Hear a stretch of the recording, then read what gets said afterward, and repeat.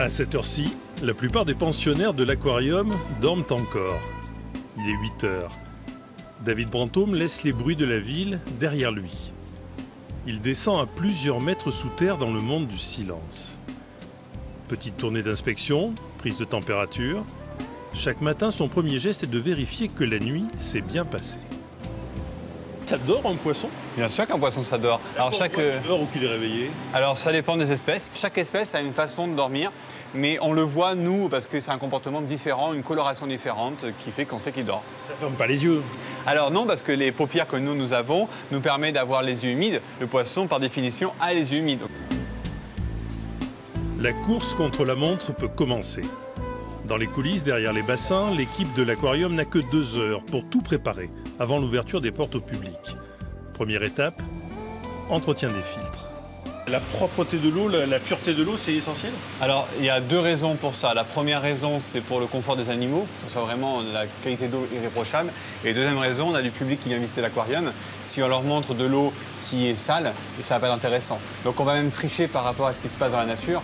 Car si vous prenez un masque et un tuba, vous allez dans la nature, c'est rare, vous avez de l'eau limpide comme un aquarium.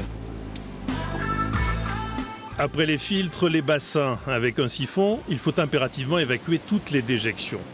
Étape suivante, les vitres, avec une brosse aimantée, on les nettoie des 2 côtés à la fois. Elles doivent être impeccables en permanence. Tous les matins et tout au long de la journée, on vérifie parce que des fois, une vitre qu'on n'a pas vue de sale le matin, et il peut arriver que dans l'après-midi, elle se salisse parce que ça va très très vite, les algues. Donc dès qu'il y a quoi que ce soit, on a toujours un petit aimant sur nous et claque un petit coup pour que ce soit toujours vraiment nickel. La maman des poissons, elle est bien gentille. Déjà 10 heures, direction la cuisine. Chaque jour, il faut préparer 50 rations. Et ici, les pensionnaires sont difficiles, chacun ses préférences, chacun ses doses, et que des bons produits achetés au marché. C'est un peu menu 4 étoiles, là, pour les poissons ici? Je pense qu'il n'y a pas beaucoup d'endroits où les poissons mangent aussi bien. C'est la nourriture pour humains qu'on utilise pour une grande majorité. Et on est livrant maintenant avec les restaurateurs qui se trouvent autour. Donc tout ce que j'ai là, la seule différence qu'il y a entre ce que j'ai là et ce qu'on a à la maison, c'est que nous, c'est nature. On n'assaisonne pas. Voilà. C'est l'heure de passer à table. Aujourd'hui, maquereau au menu pour la murène. Elle semble apprécier. Et ici, on sait qu'un poisson bien nourri est un poisson en bonne santé. Mais parfois, une petite visite chez le vétérinaire est inévitable. Ce matin, c'est une tortue un peu palote qui vient pour une consultation. Sur le plastron, comme tu peux voir, elle a des colorations qui ne me plaisent pas du tout. Ici, là. Ouais, d'accord.